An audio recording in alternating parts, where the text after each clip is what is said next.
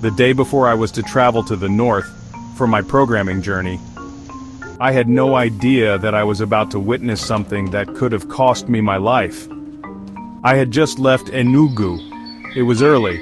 I wanted to get to Nnewi Park in time to catch the first bus. I didn't want to miss anything. I was full of hope, excited about my journey, and ready to meet Mr. Alator, my tech mentor, God rest his soul.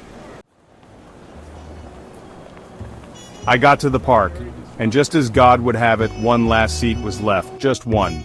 The driver said, "It's taken. A woman went to the market to get a new phone. She'll be back soon." So we waited. 10 minutes, 20 minutes, 30, no sign of her. Then the driver said, "Oya, enter. That seat is yours now." I smiled. I was relieved.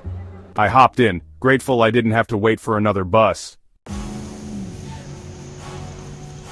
The bus started moving. At first it felt okay, but something wasn't sitting right in my spirit. The driver was speeding, not just fast, reckless.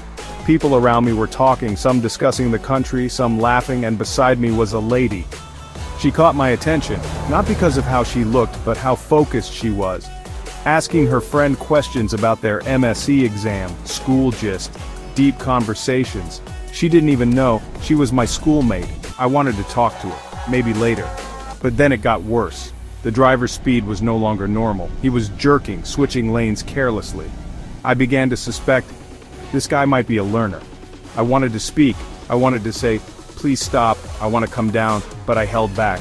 I told myself, I just need to get home quickly. I have to get ready for tomorrow's trip to the north. Then we reached T-junction near the popular traffic light in Nnewi. Right across from the gas station there's a deadly U-turn. And this man, this reckless man, instead of slowing down he increased the speed. He turned sharply into the U-turn.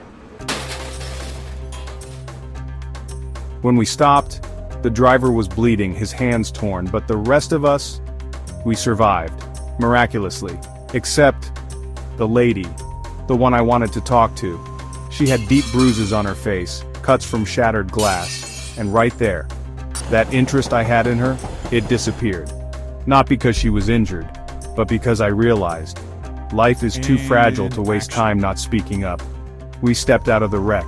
People gathered, angry, blaming the driver. Soon he was rushed to the hospital, and I entered another bus, this time with a better driver. That accident taught me a valuable lesson. If something feels wrong, say it. Your silence can cost you more than time. It could cost you your life. And most importantly, every second we're alive is a gift. Don't take it for granted. If this story moved you, please give it a like. Share it with someone who needs to hear it, and most importantly, subscribe to my channel to keep hearing real-life stories like this one. Check the description for more of my personal journey and how I lost my tech mentor, Mr. Alator. See you in the next story.